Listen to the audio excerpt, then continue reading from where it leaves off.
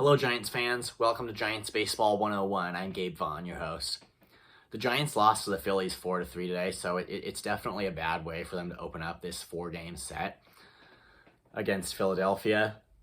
And it started on a Friday, but it's still four-game going through Monday, and that's a very rare way to do it. But I guess this time it's just the way the schedule worked out. But the Giants had a 2-run lead when Thairo Estrada doubled in the second inning to bring in 2 runs, and they were not able to hold it. Jordan Hicks, he only lasted 4 innings, and they just got to him and scored 4 runs against him, although only 2 were earned. But I mean, at the end of the day, you need your pitchers to keep both earned and unearned runs off the board and to do whatever it takes, and Hicks wasn't able to do it this time.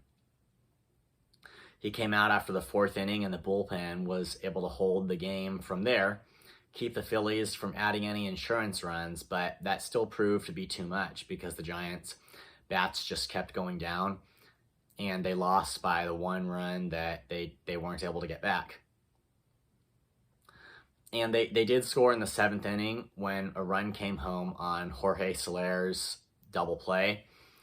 That was the inning where I think for sure it's safe to say they had a legit chance at coming back.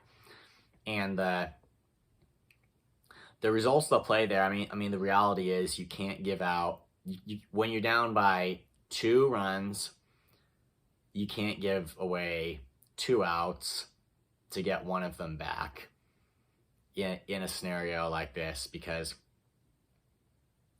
I mean, even after that 7th inning, it probably still seemed like they had 2 more chances to be up, but they didn't score in the 8th or the 9th. So I just think for sure when you're down by 2 runs, you just can't give away 2 outs.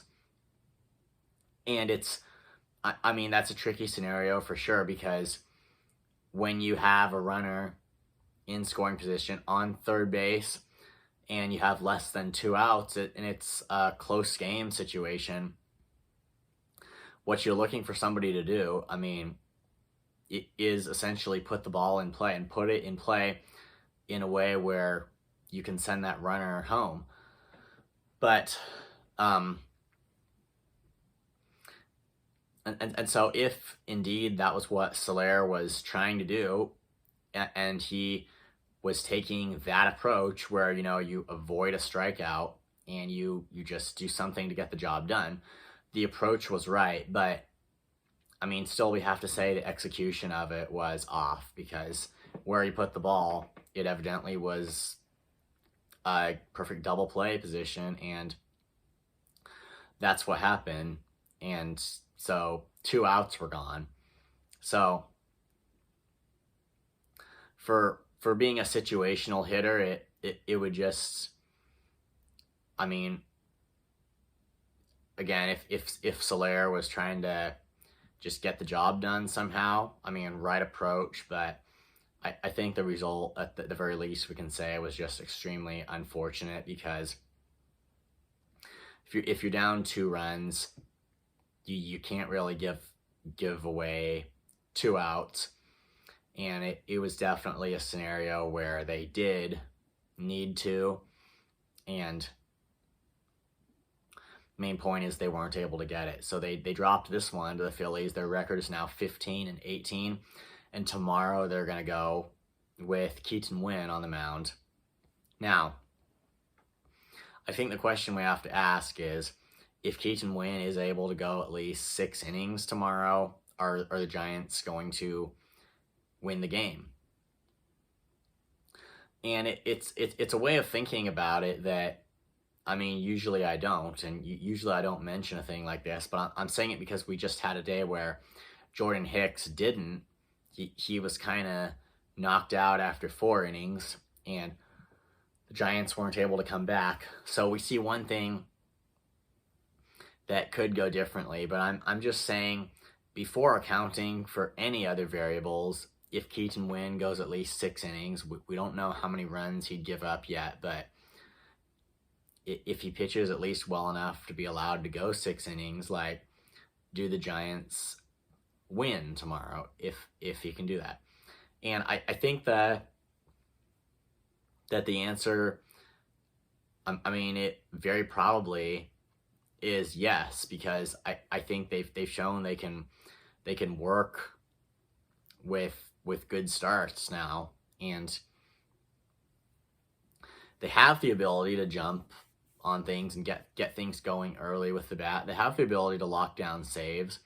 So I think the key is going to be that Keaton Winn delivers a good start and doesn't get himself into trouble, but he can go and he's consistent. If he can keep runs off the board, then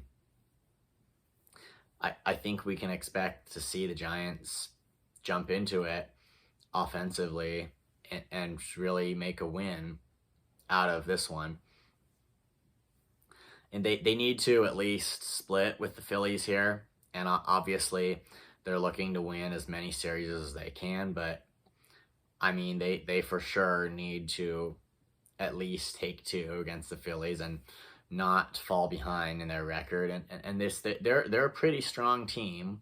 These Phillies are, I believe they said, in 2nd place in the National League East. And that they have a winning record that's pretty good. So it's not like they're just an automatically easy team to beat. I mean, I would totally expect the rest of this series to be a challenge for the Giants. But, I mean, we just need, that they need to have better pitching performance than this one that we saw from Jordan Hicks, and then get everything else together as well. So tomorrow it's just another opportunity, and something just went wrong today, and they lost by 1 run, and in a way that's extremely disappointing. But in another way, I think you'd have to get the sense that it's the kind of game where the result is it's not like something that it is overwhelming on the Giants in the sense that they would have no idea how to fix it. I think they can know, honestly, what needs to be fixed. So in one sense, very disappointing that they couldn't take this game, but just in another sense, it's the kind of thing that I think can improve, and it's the kind of thing I think that they do know how to step up and fix. And there are just a few negatives from today that have to be positives tomorrow and the next day and on Monday as they finish this series against the Phillies. Thanks for watching. This has been Giants Baseball 101. Please subscribe if you haven't. Also, please leave your questions and comments. You know where to do it. I'll see you next time on Giants Baseball 101.